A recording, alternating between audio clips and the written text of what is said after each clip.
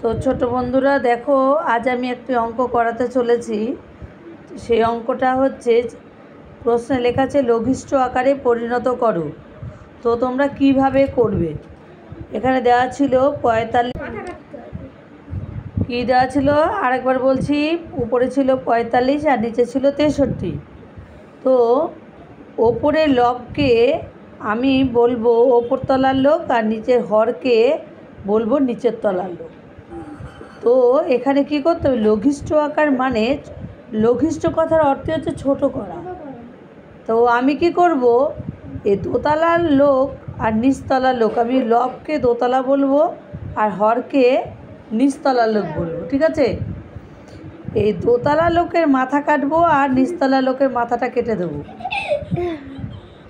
তো কী দিয়ে মাথা কাটবো সেটা বের করতে হলে আগে আমাকে বের করতে হবে এমন একটা সংখ্যা বের করব যেটা দিয়ে আমি দোতলার লোককেও মাথা কাটতে পারি আর নিচতলার লোককেও মাথাটা কেটে দিতে পারি। তো এখানে দেখো 45 আছে, তাহলে আমি যদি 3 দিয়ে কাটি, তাই তো? মাথা কাটে মানে এই যে 45 পুরো মাথাটা কেটে দিলাম। 3 দিয়ে মাথাটা কাটলে কত হচ্ছে? 3 × 45, তাহলে কত হবে এখানে? 15। সেই ওই ওই যেই লোকটাকে নিয়েছি, কত নিয়েছি? লোকটার নাম কি? 3। লোকটার নাম 3।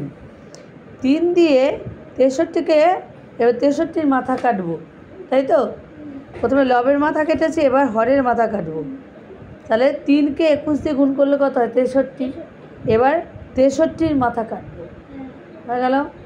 মাথা কেটে ফেললাম। তো এখানে কত আসলো? এখানে আসলো 15, ওপর তলায় আসলো 15 আর নিচের তলায় আসলো 21।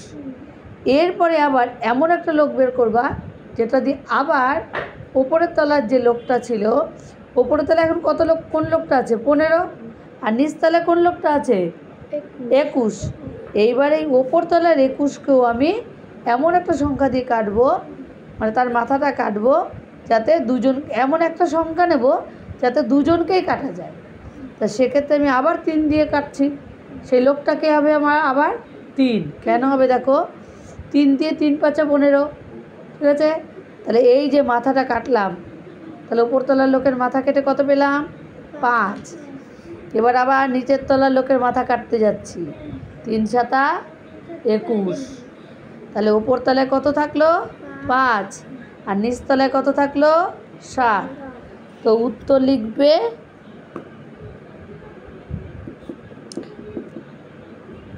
লঘিষ্ঠ